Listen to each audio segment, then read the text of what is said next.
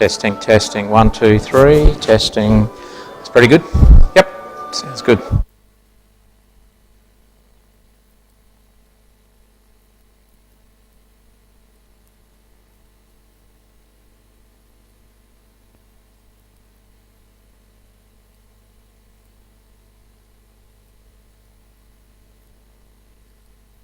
Two, three, testing, 1, 2, 3. Yeah, that's good.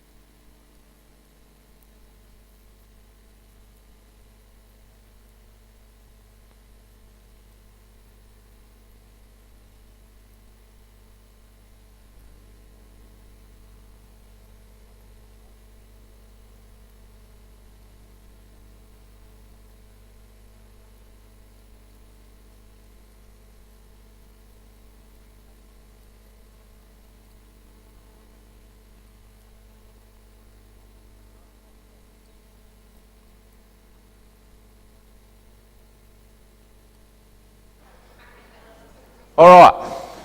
Well, good evening, everybody, and we're just trialling out a new... Does that sound a bit too loud, or Lynn? Lynn would be my mark of the perfection of the sound. Turn your hearing aids up a little there. I'll just put it down about there. Does that sound okay? Sandy, you can hear that? John? All good? But apparently when I walk away from microphone, you can still hear me here, but this is being taped and put onto a website, so they can't hear me so much, so now they can hear me all the time, which is good. Well, thank you very much for braving the heat. Oh, goodness me. It's not quite the heat wave that we had 5 years ago, I think it was. And I think we all remember that one in March. I can't remember exactly what it was, but it was a mighty hot March, that's for sure. But still, it has been hot. I think they've said 10 days over 30 degrees, which makes it an official heat wave, I think. But nonetheless, we're very thankful that you were able to brave the warm. I came here this afternoon and turned the air conditioner on, so anyone that got here first would have noticed that it was on. It hadn't been on all weekend. It was just on this afternoon because it was pretty warm in here, so it's quite reasonable. All right, well, we're going to continue tonight with what I find is a really fascinating subject. This is going to lead us into something we can all be a little bit more familiar with, because we're no longer now talking too much of the past, although we will be a little bit. We're not going back into centuries of time. We're not going back into thousands of years, even though we saw, and we'll do a rapid review in a minute, what we did see in our last seminar or so. We're going to be talking about a nation that every one of us knows about. And there's no secret as to why we know all about this nation we're going to be dealing with tonight. But first of all, let's just do a rapid review. I think it's very important that we do a bit of a summary as a bit of a springboard into tonight's talk.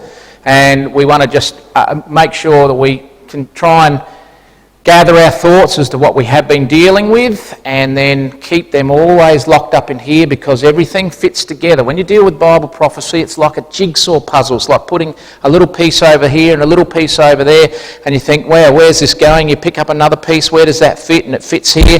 Then all of a sudden you start seeing this picture developing, and it's exactly in line with what God said would happen and what his whole ultimate plan and purpose is. So last week, of course, we dealt with that little stone, that stone that was cut out of mountain without hands, meaning that this whole scenario of this idea of this stone power is something that is not human intervention. It's not mankind being involved in this. This is something that is going to be divinely ordained. And of course, the fact that it was cut out without hands means that God is behind this particular intervention into that dream that we saw of Nebuchadnezzar's image. And of course, that stone power was going to strike at the feet. And we learnt last week, if you remember, that the feet representing iron and clay is an unstable European situation, and we cannot get any more unstable as far as Europe is concerned today than 2013 has been for the last couple of years, but particularly the last 12 months. Goodness me, and I think it's going to get continually more unstable as we progress along, particularly financially speaking. Extraordinarily unstable place is Europe at the moment. And God said through Daniel to the king, the great king, the greatest powerful person on the planet at that particular time, King Nebuchadnezzar, Daniel said this: "The dream is certain," he said to the king, "and the interpretation is absolutely sure." You can be guaranteed that everything that I've told you about this dream, because God's told me, is going to come to pass. We, of course, can look back and we can see all of that image power. We can see all of that image and what it represented, and we can say it's happened exactly as God decreed it would happen. The only thing we're waiting for is the last part of the vision of that dream to come to pass, and that's the stone power. So I guess we're going to ask the who, the why, the when, the where. When is all this going to happen? What's it mean to you and me? What's going to happen in the world in which we live today? How long away are we from seeing that stone power being revealed to this earth, and so on? Well, that's where we have to come into now, looking a bit more closely, refining our understanding of Bible prophecy, and have a look at Israel. You can't avoid Israel in Bible prophecy. In fact, there are more prophecies concerning the nation of Israel than any other nation on the planet. Now that shouldn't surprise us, because this whole book is a book that revolves around Israel. It revolves around the Jews. It revolves around that tiny little nation that we know as Israel, situated, it just happens to be in the centre of the earth, right there in the Middle East. We're going to learn some fascinating things about Israel. It's a tiny dot on the world's surface. Question, Why does Israel dominate world politics, world media? And we're going to have a look at that in a moment and show you why that is the case. Why is it that 7 million people seem to dominate the world press, seem to dominate what's going on in the world today? Why is that? It's a question you've got to ask, and it wouldn't be a week go by where you don't read or hear or know something about the nation of Israel. Why does it dominate world news? We're going to have a look at Isaiah 43. I would say is one of the most pertinent and amazing statements in the Bible that I'm definitely... Oh, I forgot, we haven't got the colour in pencils again, Nath. Sorry. We definitely got to colour in this particular quotation in Isaiah 43. We're going to talk about a couple of other things there as well. So I want us all to really be engaged in tonight's discussion. I want you to you might have to put your thinking caps on a little bit. Is that locked, is it? First time I've ever known that door to be locked, being an exit door. If there's a fire, don't go downstairs because you won't be able to, the door's locked. So we want to show you how Israel is living evidence that the Bible is true. Now I've got to tell you this, that if ever there's a time in my life where I need to be boosted in my faith, you know, people say, oh look, you know, you go out and have a look at creation, you look at some of the most amazing creatures on the planet, including of course mankind, and our own makeup and how we've been made and the ability that mankind has and everything about our own makeup. And then you go out and you look at some of the other creatures and all these little, you know, I think David Attenborough, who unfortunately is an evolutionist, but when you look at some of those films he's been able to put together and some of that camera work of those amazing creatures, you've got to believe truly that there's a divine architect. But some people say, well, I'm not so convinced. I'm not sure. Grab some pencils there, John. Just grab any colour you want. And just hand them out there. Good on you, Nath. Just grab a colour in pencil and get your colour in something in a minute. I can go to the creation and look at all these natural wonders of the world and look at the scenery and look at how the globe is the only planet they've found in the whole universe to date, even with the Hubble telescope that has life on it. We can do all of these amazing little searches as far as trying to boost our faith is concerned. But I have to tell you this, there is nothing in this world more that boosts my faith that this Bible is real than looking at the nation of Israel. You cannot go past the nation of Israel for proving that there is a God. Now here's the quote I want you to look up. Very important quote in Isaiah 43. What I want you to do is turn to that page 608 in your Bibles, and I'm going to get you to colour verses Isaiah 43 verses 9 to 12. Now let me just read that to you. You open it up and we'll follow this together because this is an extremely important quotation. Isaiah 43, and I'll just explain what God is doing in this particular verse. He's holding out a challenge, all right? He's sick and tired of all the other nations around Israel, the Philistines, the Syrians, the Moabites, and all the other nations, the Egyptians. You know, he's sick of all those nations spruiking forth that they have a God that is all-powerful. You know, the Philistines. Anyone know what the name of the Philistines' God was? What was that, Ben? Dagon. That's right. So the Philistines would promote their god of stone as being a god to be relied upon. And the Egyptians would have all sorts of gods. They had a multitude of different gods, you know. The sun, the frogs, the snakes, you know. They had all sorts of different gods that they worshipped. The cows and so on and so forth. And the Moabites had theirs and the Syrians had theirs. God said, I've had enough of all you guys. You know, you bring to the table your God and let you prove that your God is real.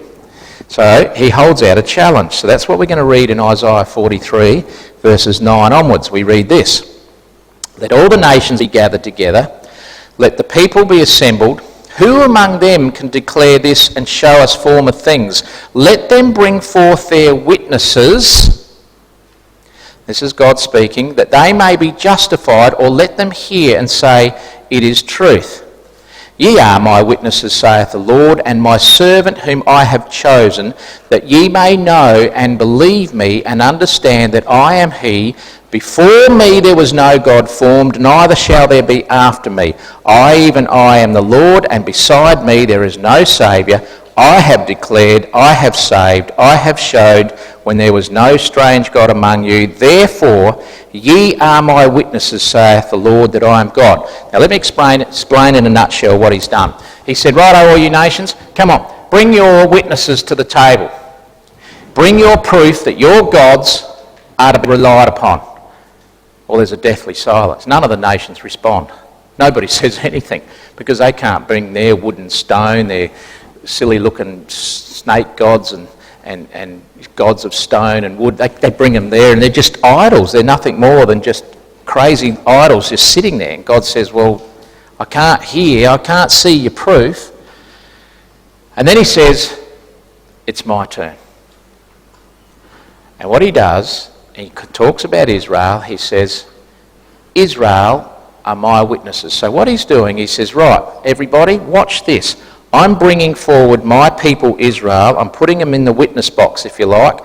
You can challenge this as much as you like. I want you to look at Israel, and I want you to see, when you look at Israel, you will see me in action in their life as a nation, in their life throughout their history, that I am God. There is none other but me. And Israel are going to be my witnesses that I exist. So that's an amazing statement from God. I think what we need to do is put it to the test. He wants us to. He really wants us to put his statement in Isaiah 43 verses 9 to 12 to the test. And we need to challenge that statement, and God wants us to, and we're going to challenge this quite rigorously tonight and a little bit next week as well, and just see whether or not we can walk out of this door saying, you know what, there is something pretty amazing about that country, about that nation, about their background, and about their present day, and of course, as we're going to learn, about their future. So Israel figures very prominently in Bible prophecy. By the way, at any time during the night, if you've got a question, don't hesitate. Just yell it out or put your hand up or whatever. It doesn't matter what the question is. I'll do my best to answer it. All right? And if I can't answer it all in the session that we're doing, because of time constrictions, I'll definitely try and answer it over supper. So please, if there's something that worries you and think, what did you just say? I can't quite understand what you're saying. That's good. That's a learning curve. We're here to try and make it as easy for you as possible to follow. All right, let's put this to the test. Some of you have seen this before, but I'll do it again anyway because I need you to understand the relative size of Israel to Australia. There's a map of Australia. It's a bit disappointing that we've got this new map apparently out at the moment that's trying to put South Australia on the map, and they've left off poor old Tasmania. Apparently doesn't exist in the new map of Australia. But anyway, that's nothing to do with me, except of course what we want to do here is just see in contrast how big Israel is to how big Australia is. So I'm going to put three maps up here of Israel. That's the shape of Israel we've drawn, and we're going to try and see if we can pick up which we think is the size of Israel. Who thinks it's so? Put your hand up. There's no prizes for getting it right or wrong, but just out of curiosity, who reckons it's number one? Jackson, you reckon number one? Anyone else? All right. Who thinks number two? Well, if you don't put your hands up, I'll know that you're not even thinking about what I'm saying. Who thinks it's number three? Righto, all of you. Righto. Number three, eh? All right. Well, guess what? It's definitely not number one, and it's not number two. Three. How come no one put their hand up for number two? You know why? Because actually none of them are right. There's Israel. That's how big Israel is to the size of Australia. Israel fits into Australia 367 times. Israel, as a centre of world politics, appears in the media 50 times more than any other country in the world per head of population. Now, they've already done analysis of this. Journalists worldwide will tell you categorically that there wouldn't be probably a paper in the world somewhere in a nation that doesn't have Israel figuring fairly prominently in it across the world, around the world. Of course, you're going to get USA in there as well, but for head of population, Israel figures 50 times more than any other country on the planet. Of 7 million people, that's an amazing credential to have. Why is that? Well, the reason is, of course, we just read it really in Isaiah 43. You're my witnesses, saith the Lord, that I am God. So if God puts his witness in the witness box, and he wants everybody to be focused on his proof that he exists, you would have to expect that Israel is going to be pretty well in the news all the time. And they have been, ever since they've been a nation, and even prior to that, even though they weren't known as Israel, they were scattered Jews all over the world, the Jews themselves have always been at the centre of politics and at the centre of the news. It's quite amazing. But it's not by coincidence. Now, I'm going to ask questions, yell out the answer. Who was the person that led the children of Israel out of Egypt? Louder. Well done. You all knew that, didn't you? Moses. All right. I'm sure you've seen, what's the film called, Ross? 10 Commandments?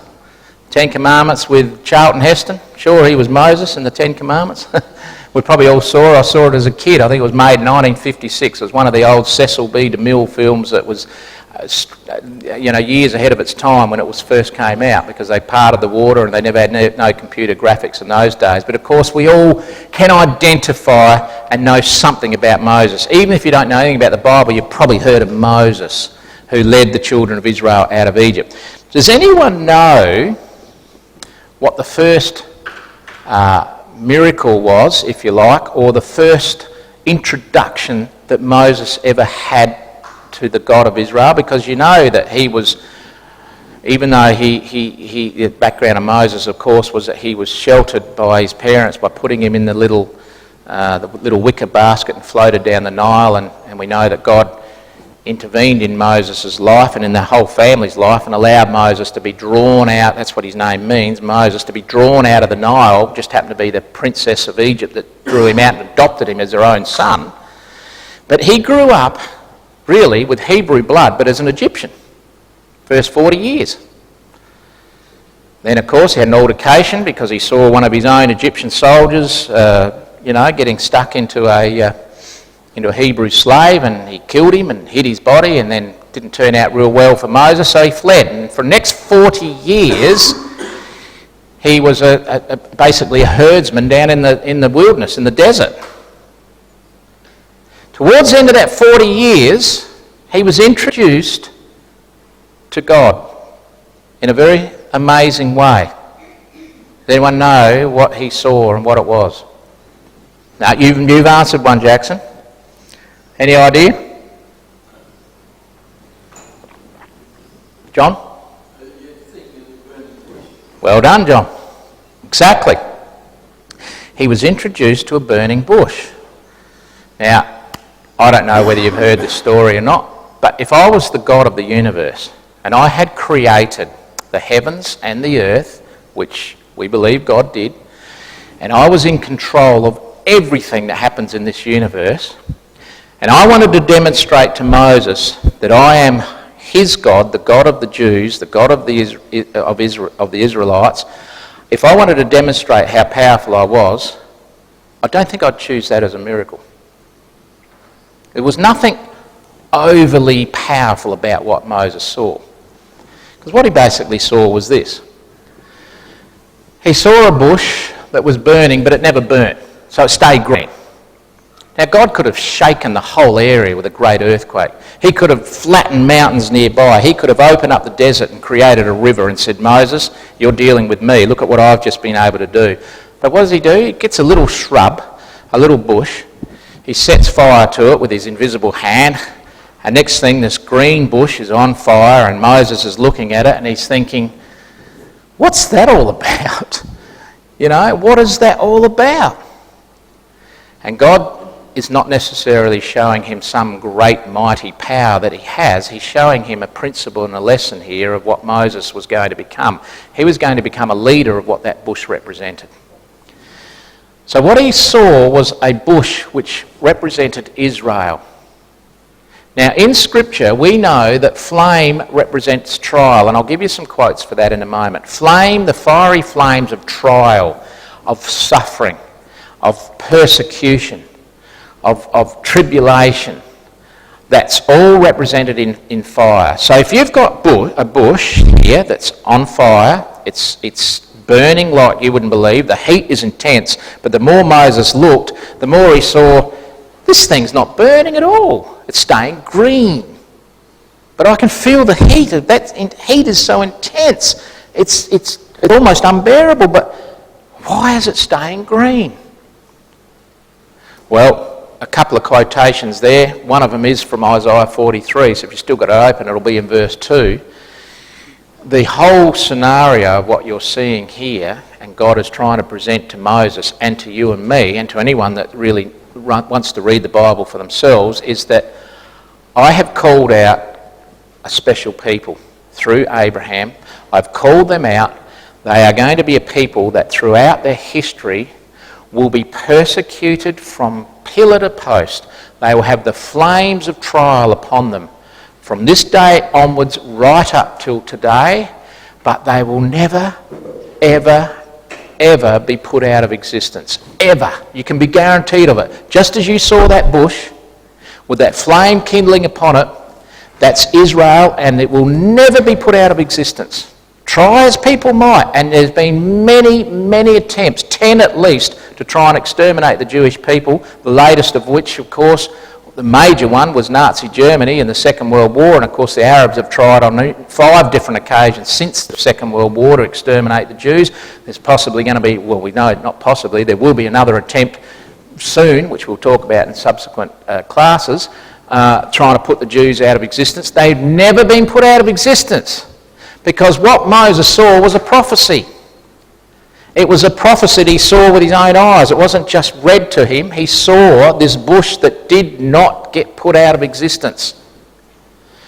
For I am the Lord, I change not. Therefore ye sons of Jacob, talking about Israel, are not consumed.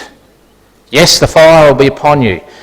Your identity throughout history will be synonymous with trials and persecutions, but you'll never be put out of existence. When thou, Israel, walkest through the fire, thou shalt not be burned, neither shall the flame kindle upon you. Oh, they'll feel the effects of the flame, but they will not be consumed. They will not be burnt up. So I find that interesting. That's just a little stepping stone as we now lead ourselves into this fascinating subject about Israel. Now, this is just a few quotes. I'm not going to have time to look these up, but you can write them down. Fire in Scripture is often used as a trial and judgment. So Israel was always going to go throughout their history with this persecution and this fiery trials upon them. You know, you can go throughout Israel's history and you can find very little time where they enjoyed peace. And I'm talking biblically, and even since they've been a nation. You know, the day after they became a nation in 1948, they had to face a war with the Arab nations, their Arab neighbours. The day after they became a nation in 1948, and they've been fighting wars ever since. The persecution, the flame, the trials have been upon Israel. So that in itself is a little testimony that God is in control of the destiny of Israel, and he's putting them on the world platform for you and me and anybody else that wants to take the time to look to say, guess what, there's got to be something pretty amazing behind this nation of Israel for all this to happen as it has been explained in the Bible, and of course we know that is true. So there's been no other nation on the planet that has ever endured persecution like the Jewish people. No, none, ever. Sure, there's been nations that have been persecuted. Some say, what about in Rwanda? You know, which one was the major? The Tutsis and the... Yeah, I mean, what about them? One incident in history. And you can go and look down through time and you will see there have been nations that have been persecuted. The Spanish Inquisition, which by the way was also outpoured on the Jews as well. You can go down through history, you can see these nations that were persecuted, but nobody ever in the history of mankind has ever endured the amount of persecution as the Jewish race. Whether they were constituted as a nation or whether they were just scattered members of the Jewish race throughout Europe and Africa and other parts of the world, they have always been singled out for persecution because they're different. So that's a stepping stone. That's laying the foundation for what we want to talk about now. I hope you did your homework. Can anyone remember what I asked you to do? John does, because he told me he's done it. We'll read Ezekiel chapter 37. Because Ezekiel chapter 37 is an amazing prophecy that does leave you breathless when you start to open it up and consider how accurate it was. Ezekiel lived in a time 2,500 years ago. He's regarded as a major prophet in the Old Testament, and he makes these, or he doesn't, God does through him, these most wonderful and amazing prophecies concerning Israel and concerning today, and as you're going to see next week, concerning what's going to happen in the very near future. So this is all about Israel. Ezekiel 37. Now let's open it up, page 715 of your Bibles. And we don't have time to really go through this in a step-by-step detail, because I was kind of hoping that you had done this for your homework, that you did read Ezekiel 37 and you did start to see the general overall picture. What I'm going to do is give you a very quick précis, a very quick summary of Ezekiel 37. It's quite amazing. God gets hold of Ezekiel and he says, right, Ezekiel, come with me, I'm going to give you the most amazing vision that you've ever seen. And at that time, of course, he went on to see some very amazing things from God. But he takes Ezekiel in vision and he stands him right on the edge of this great valley, the most driest, dustiest valley you could think of. And Ezekiel's looking out there, and everywhere from, in his peripheral vision, 180 degree peripheral vision, all he can see is skeletal bones, skulls, arms, legs, spines, kneecaps, you name it, scattered everywhere. The whole valley is just totally and absolutely full of bones. And he's looking at them and he's thinking, what is God trying to show me here? This is amazing. What's this all about? And God says to him, Ezekiel, do you reckon these bones could live? And Ezekiel goes, what? Well, you would know, God, but I'm looking at them and I can't imagine them living. But he said, you would know. He says, watch this. And all of a sudden, as Ezekiel's watching, there's a noise, there's a shaking, things are happening in step-by-step progression. And all of a sudden, the skull comes sliding across the sand in this way, and the spine comes from that way, and over there comes a couple of legs, and over here comes a couple of arms, and the hips and everything, and it all forms this skeleton right in front of him. And it's not just one skeleton, it's 2, 4, 10,000, 2,000, 3,000, 100,000. They're all getting put together right in front of his very eyes, and he's looking at it and going, wow! I mean, you thought Nebuchadnezzar's image was pretty amazing. This is just amazing to Ezekiel. He's going, what is all this about? Then all of a sudden, if that's not enough, he's got a whole valley of skeletons in front of him. The next thing, where the joins of the skeletons, there's sinew starting to develop. This is the opposite to a decaying body. This is a body being resurrected. There's sinew starting to develop. Then there's some muscle starting to form. Then there's a little bit of the muscle system up the arms and the legs and around the neck and everything. And all of a sudden there's flesh coming onto this skeleton. And all of a sudden skin coming on the skeleton. And all of a sudden they're no longer just skeletons. They're bodies laying on the ground. And Ezekiel's looking at all this. And he's thinking, what next? Next thing, there's a great whoosh, and this breath comes from heaven and goes down into these bodies that are on the ground, and next thing they stand up, right? And they're right standing there, and they become a very exceeding great powerful army. Now Ezekiel's thinking, what is that all about? This is what it's all about. This is quite amazing, because the overview of Ezekiel chapter 37 is simply this. This is a history of Israel, made 2,500 years ago, fulfilled less than 70 years ago. This is an amazing Bible prophecy. Now here's the secret to unlocking Bible prophecy. You've got to pick up what it says in Ezekiel chapter 37. Right at the very beginning it says, chapter 37, he took me down to the valley which was full of bones. And at the end of verse 2, Ezekiel made a comment, these were very dry bones. Now who wants to give me an idea of what that means, very dry bones? What would that sort of basically mean to you? They were very dry bones.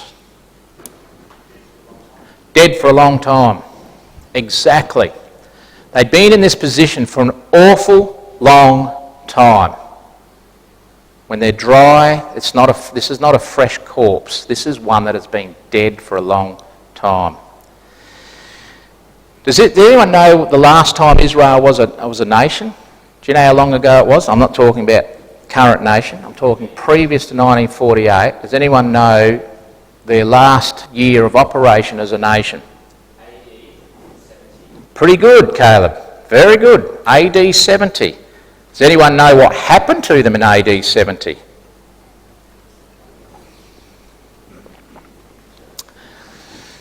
Anyone want to have a guess? Sandy? Well done. Exactly. Sandy got it right. Well done. The Romans decimated. The Romans had had an absolute enough of the Jews. They couldn't stand them any longer. They were a thorn in the side of the Roman Empire. Rome had taken control of Israel. Israel still had their own semi-government, particularly through their religious leaders. But it was still overseen by the Roman government, and that's why they had Pontius Pilate there, who was meant to be in charge at the time of Christ. But of course, as time went on, the Jews continually frustrated the Romans, until in the end the Romans said, enough's enough, we've had it with you Jews, we're coming down there and we're going to get rid of your city and we're going to get rid of you guys once and for all. And they did. They came down, they laid siege to Jerusalem. 2.5 years they laid siege to Jerusalem. Over 1 million Jews were killed. Shocking, absolutely dreadful siege of Jerusalem. Terrible. You can read it in Josephus. They finally got Jerusalem and destroyed it. And it took, the subsequent decades to finally destroy Jerusalem. But in the meantime, when the Romans had decimated the whole of Judea, as it was known then, really the last time Israel was known as a constituted nation, the Romans said, that's it, let's send the Jews to all parts of the Roman Empire. Some went to Africa, many of them got taken back into Rome and into Europe, many of them got taken across into Asia Minor, and Israel ceased to be a nation. And they ceased to be a nation for an awful long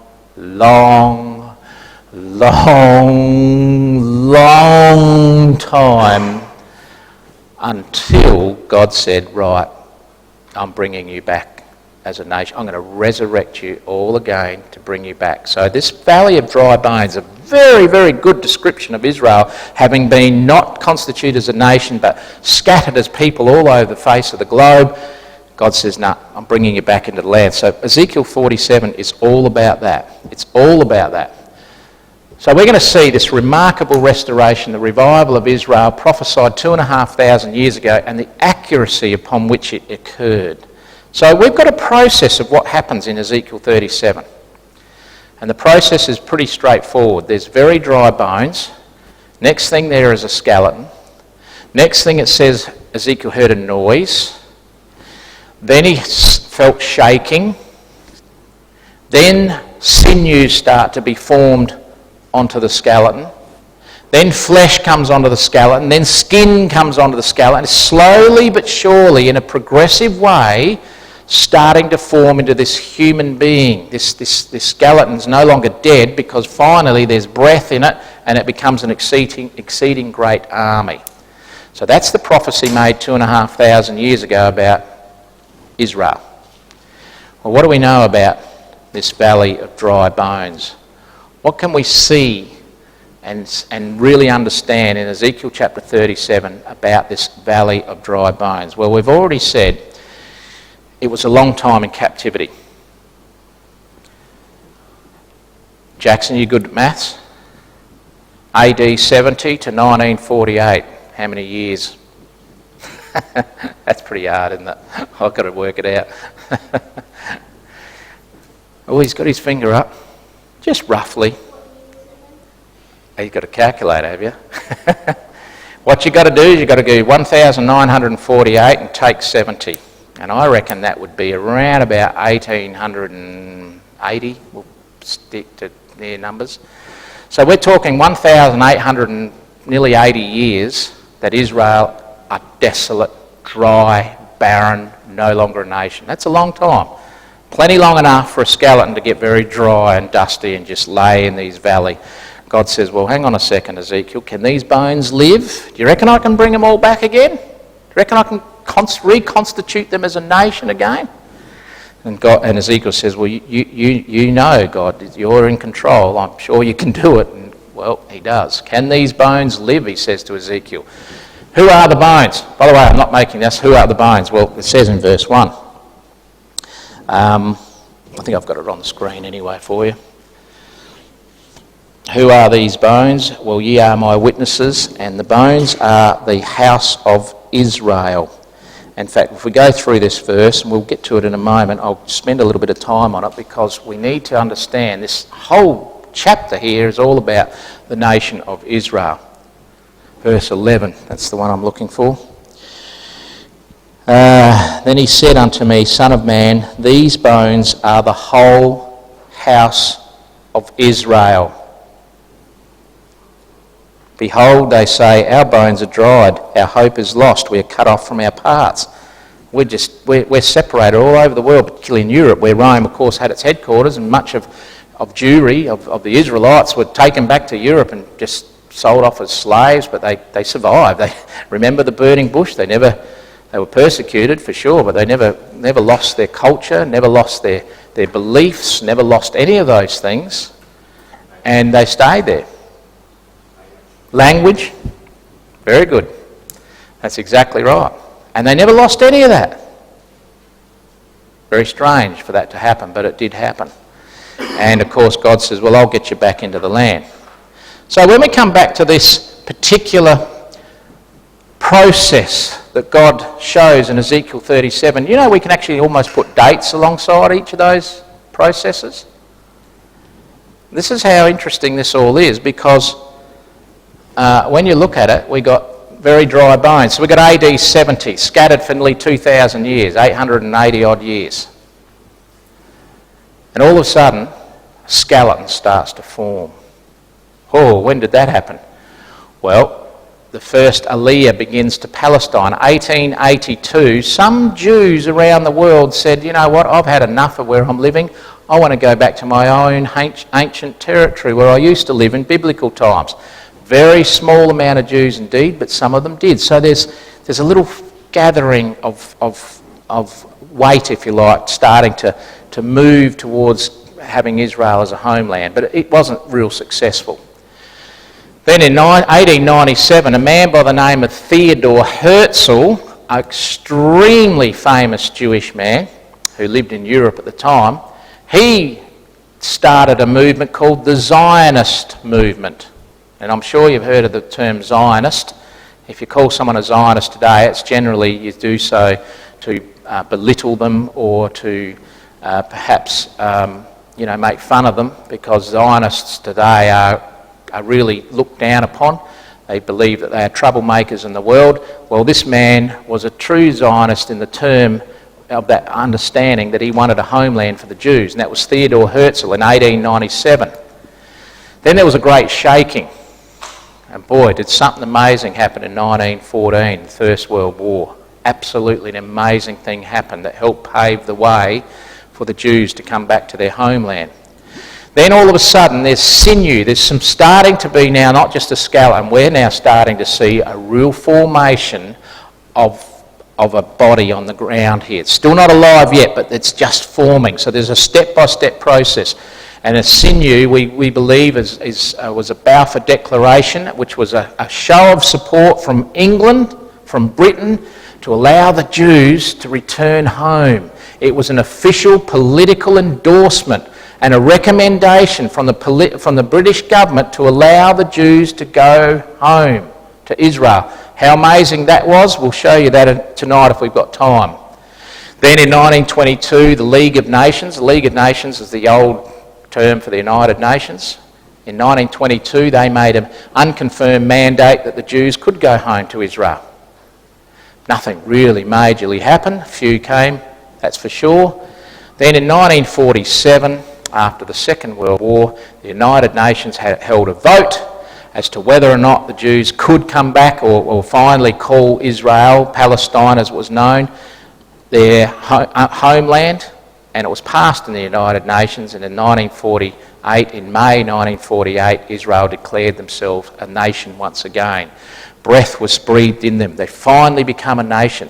They finally stood up. They became a nation in 1948, and in 1967 they had one of the most amazing victories in their history, and in fact in the history of any nation on the planet, when back then there was 3.5 million Jews. In 1967 faced 100 million Arabs who were going to be determined to drive them into the Mediterranean, get rid of the Jews once and for all, and 3 million Jews held off 100 million Arabs, and not only held them off, they extended their territory 2.5 times. They extended their territory, they recaptured Jerusalem after 2,000 years of not controlling it. They became an exceeding great army. Did you know today that Israel has 7 million people? About the population, I guess, of New South Wales. Maybe New South Wales and Victoria, probably just New South Wales. 7 million people. Fits into Australia 367 times. It's a dot. It has the 4th most powerful army in the world after America, Russia, China, Israel. Figure that one out. And they have the most powerful air force in the world, bar none. Now, maybe not in numbers, but in expertise, the Jewish pilots are number 1 in the world by a long shot. They are an exceeding great army, as Ezekiel 37 said they'd become. A power to be reckoned with. But of course, you're going to see next week and the week after, their concerns are building up and up and up with their nearby neighbours and a bigger neighbour, not such a close neighbour, but someone that's very interested in controlling Israel, as Ezekiel tells us. So we've got this situation where all of these things have happened exactly as God said they would happen. And I know we're going through this fairly rapidly, but it's just to give you some insight into Bible prophecy. What we'll do now is just hone in a little bit on this little section here, because can anyone remember what I said was the definition of Bible prophecy? Mould into which history is being poured. Well, something quite amazing happened back here where some Jewish Zionists, Herzl included, unintentionally were about to break the mould that God had created for Israel. And an amazing thing happened. I'm going to show you that, and I think you'll find this quite fascinating. So as Caleb said, Bible prophecy is the mould into which history is being poured. God's created the mould. History goes into that mould. It can't go outside that mould. And if you dare try to break God's mould, you can rest assured that God will never ever allow that to happen. Let me just tell you a little story about this man, Theodor Herzl. Quite an amazing character. A fiery Jew. Most Jews are fairly fiery if you really want to get to know them. They're very successful and they're extremely bright and very capable. This man was no exception. He was a Zionist. He formed the Zionist movement. He wanted Israel as a homeland. He went to Israel on numerous occasions. He went to the British to ask if they could have some helping, lending hand to get Israel as their homeland. Britain couldn't do a thing. They had no control over Israel, which was known as Palestine then. And time again, the British would say, "You're wasting your time talking to us. Turkey has control of Palestine." He couldn't get anywhere with the Turks. No way in the world could Turkey would ever even consider giving Israel to the Zionist movement. So he felt trapped. He felt as though he wasn't going down the track he wanted to go down. So he switched camps.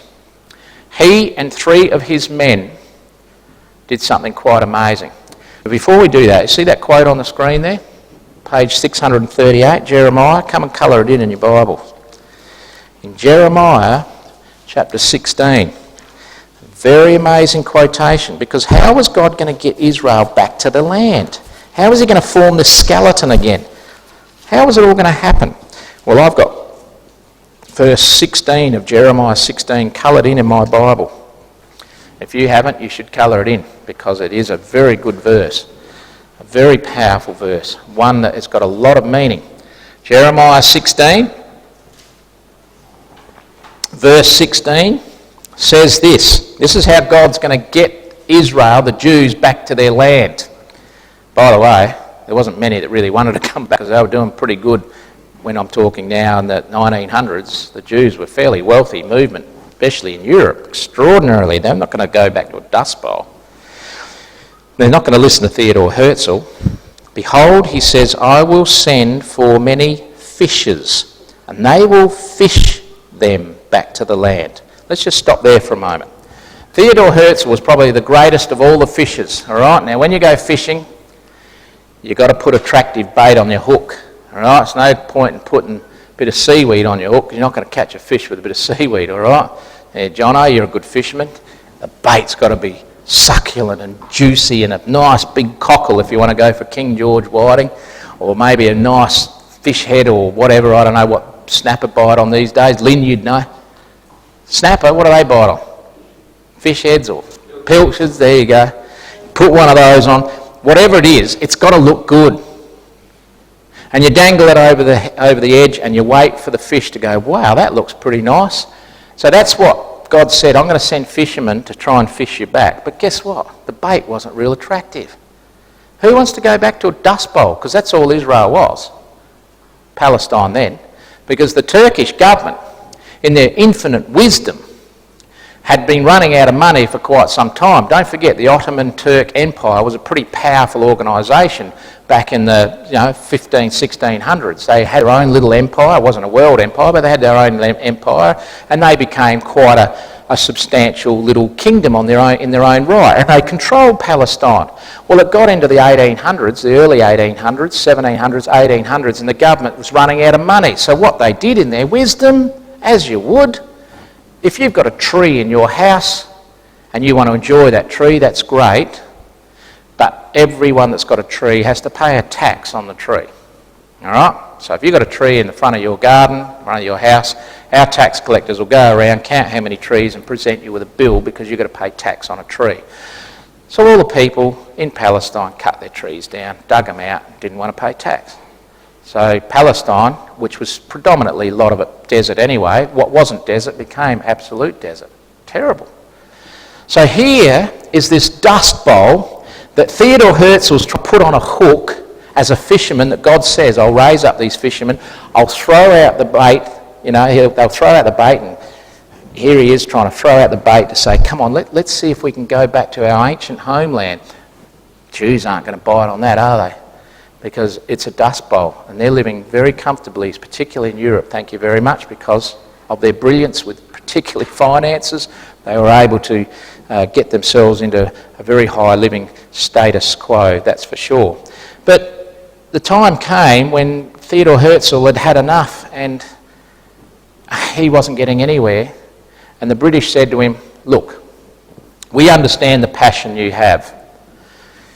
we understand what you want to do. We can't help you, but what we can do is we can give you Uganda. Now, the Brits had control of Uganda in the 1800s, right through to a certain time period when Uganda seceded from the British Empire and became their own people, like Britain had control of a lot of nations in Africa. One of them was Uganda. And they said, you know what, we need some caretakers of that country. We know you'll do a good job, so we'll give you Uganda. He went back to his two mates, two very powerful lobbyists in the Zionist movement. And that's them there. One was Nahum Sirkin and Israel Zangwill. Both, they always look quite odd, don't they, in those days? Is it just me, or is it when they take photos, no one's allowed to smile and you look real dorky? But anyway, there they are, especially that guy on the right there. They were powerful lobbyists. And they sat down around the table and they said, we're never going to get Palestine. They obviously didn't read their Bible. We're never going to get that as a homeland. We've got to get somewhere, and Uganda is an extremely fertile country. Let's go for it. And they agreed. Some people, some of the Zionist movement, and we'll talk about one of those probably just in a few minutes, and then we'll end. Some of them decided that, these three decided that's the way they're going to go. Some didn't like that at all. There was a bitter, vicious debate, but these three got their way. They were so close to signing a deal with Britain that if they had have, this is where Israel would have been today. All right, this is the Uganda policy of 1904. This is where Israel would have been today had they signed off on this particular policy. Right smack bang there in the middle of Africa. That's where Israel would have been. By the way, you might be interested to know, and you can look this up in your own history books, one of the other little areas that they had considered giving Israel as a homeland was the top part of Western Australia. Did you know that?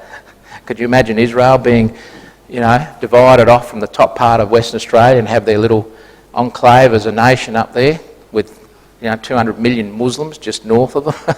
Mind you, where they are now, they've got 250 million Muslims all the way around them, so it's not much better. But the point is, it would have been quite amazing for Australia to have little Israel stuck right in our country. But that was one of the areas that Britain was actually prepared to give Israel. But anyway, this was the one that won out. And these three men were ready, sign on the dotted line. Now, the problem with that is this. Ezekiel 37 says, I'll gather you into your homeland. All right? Bible prophecy is the mould into which history is being poured. These three men were about to break God's mould. They were about to snap it and to go somewhere else with Israel. Now, Bible students, and there were Christadelphians around when this was all developing, were looking at their Bibles and thinking, this is not going to happen. It cannot possibly happen because God says, I will bring you back into your homeland. Ezekiel 37. Let's have a look at it. You've got your Bibles there. Open it up. Verse 22. I will make them one nation in the land upon the mountains of Israel. Not Uganda. Not northwestern Australia. I will make you one nation upon the land, in the land of Israel. So these men here were going to, looks like, break God's mould. Would this fit God's mould? Well, we know it wouldn't. So how was God going to deal with it? You want to know how he dealt with it? Here it is.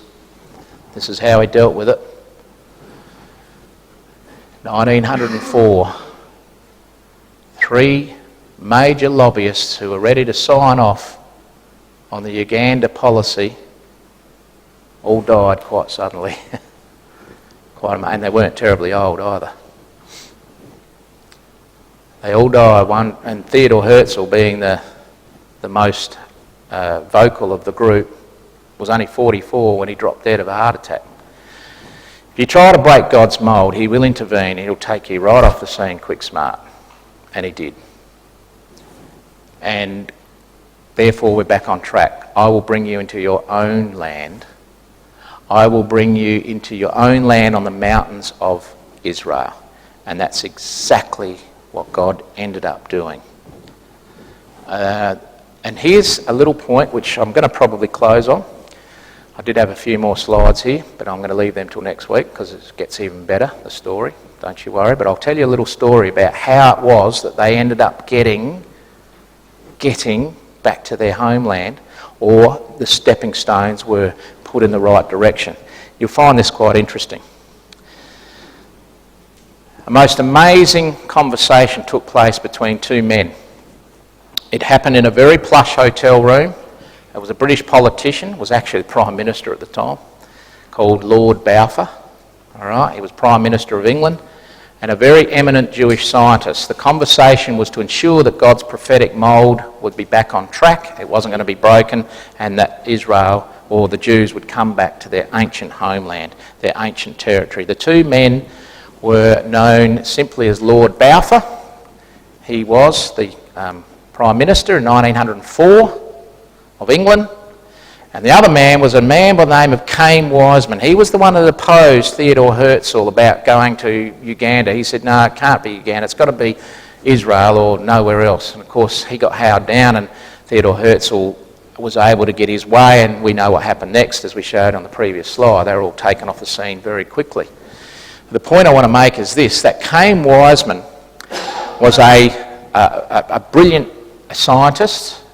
He was a Jew, obviously. He invented synthetic cobalt, which is a gunpowder. He was able to come up with the formula to be able to invent this synthetic cobalt, this gunpowder, acetone, I think it was also known as, and he was able to give it to the British military just in time while they were fighting their major wars in Africa. So they actually really owed this man quite something. They didn't really know what, but at least the Prime Minister said, well, I'll give him the time of day and we can have a meeting about this idea that he's wanting Israel. Now don't forget, this is 1904. The Brits do not control Israel. They do not control Palestine. The Turks have still got it.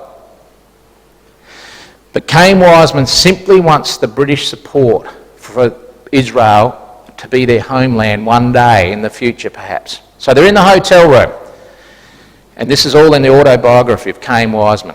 He comes in, he's pretty nervous. He's actually very nervous because he's now about to speak on behalf of Jewry, that is all the Jews of Europe particularly, that were interested to see which way this was going to develop. Mind you, no one was still rushing to get back to Israel because it's a pretty dry land. So they get into the hotel room, they sit down, it's a plush hotel room. The Prime Minister says, now listen, Mr. Weizmann, I understand what you did for us. We're very grateful for what you were able to do in bringing to us this fantastic formula of being able to, make the synthetic cobalt so that we could continue fighting our wars in Africa. Chaim Weizmann said, that's fine. I'm glad you've given me the time to have this conversation with you. It launched into almost not an argument, but I guess it was. It wasn't so much heated as it was animated. And Lord Balfour, with his typical British upper crust, stiff upper lip attitude, said, now listen, Mr. Weizmann, why don't you, like your predecessors, sign off on Uganda? We can give you Uganda. It is something that it's in our control to give you. Chaim Weizmann said, no, we don't want Uganda. It's got to be our homeland, our ancient territory that we once had in biblical times. And Lord Balfour said, we don't control that. I cannot give you that. Why on earth would you want a dust bowl? It's an absolute arid place. Uganda is absolutely a beautiful country. It's fertile. It's rich in minerals. It's rich in resources. You can make something of it. You can bring your people back there. Sign off on Uganda. Don't go. Why do you want to go back to that dust bowl that you know as Israel? And Chaim Weizmann thought for a moment and he said, Lord Balfour, Prime Minister, if I was to tell you that you could no longer have London as your capital for the British people, what would you think? Well, with that, there's an almighty laughter by Lord Balfour, and he stood up out of his chair, the record says, and he walked over to the window and he laughed and laughed and laughed and said, don't be daft, man. Don't be daft. London has been at the heart of the British people for 1,000 years. And you could just imagine him standing there with his, chest pumped out in pride. London has been at the heart of the British people for 1,000 years. With that, he sat down, he made his point, and Cain Wiseman just leant forward on his chair.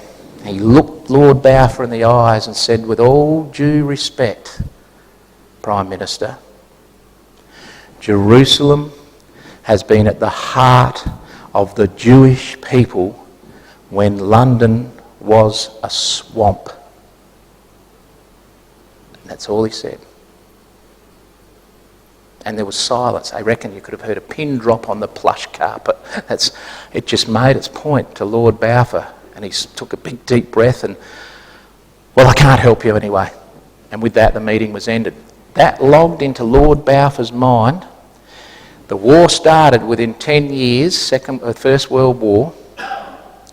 The Brits invaded North Africa with General Allenby. They came across the Egyptian peninsula, across the Sinai Peninsula. They came up into Palestine, and when a shot was not even fired, they entered into Jerusalem. They pushed the Turks out, and the Brits took control of Israel, Palestine, for the first time in the First World War. And Lord Balfour, 3 years later, when the war ended in 1917, he was no longer Prime Minister, he was Foreign Minister. He remembered the conversation he had had, many years before, and he wrote up what is now known as the very famous Balfour Declaration, which said this in 1917, His Majesty's Government views with favour the establishment in Palestine of a national home for Jewish people. God rules in the kingdom of men. He makes the mould, he makes it all happen, and it did happen.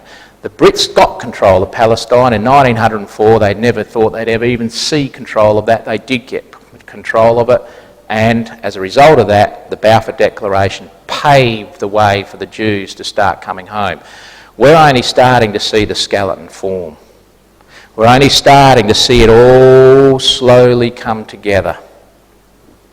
Next week, God willing, this isn't going to get the Jews back to the land, but God said in Jeremiah, if you watch that rest of that verse, he said, hunters will come and will hunt you back to Israel. There hasn't been any greater hunters in Israel's history than the people we're going to deal with very briefly next week, so I don't want to dwell on it. But we know the hunters came in the form of Nazi Germany, and they hunted the Jews out of every corner of Europe to the point where they had nowhere else to go but back home. I'll send fishers, Theodore Herzl, Zionist movement, Cain Wiseman. They tried, the bait wasn't quite attractive enough, but then I'm going to send hunters. And hunters will come and they'll get you back to that land. So we're going to be dealing with that next week. We're probably going to leave it at that. I don't think there's anything more I want to deal with tonight. There is probably a few more slides I could deal with, but I'll leave them till next week. And we've got a really interesting little video clip to show you next week, so please make sure you come along. It's a fascinating one about Israel. It'll show you just how successful they are on the world stage. Quite amazing, to say the least. They really are. Now, is there any questions? If not, we can have supper and answer any questions. But we've sort of gone through a bit of information tonight, but it gets even better next week. And even the week after, when you start dealing with other nations that we can see from the Bible is wanting to certainly destroy Israel. All right, if you just remain seated, I'm just going to close with prayer, and then we can enjoy some supper together. Once again, gracious God, we come into your presence, thankful for the time you have given us where we can continue to marvel at your brilliant word, especially those incredible prophecies that you have caused to be written. We know, dear God, that Israel have been your chosen people to prove to this world that you do exist and that you do have a plan and purpose with this earth. And we look forward to continuing to increase our knowledge about thy word and about thy book, the Bible, so that it might inspire us to want to know more and to be indeed ready for that great day to come. We do thank you then, and we ask that thou also accept our thanks for the light refreshments we are now to enjoy together. And we come into your presence through your Son, even the Lord Jesus the Christ. Amen.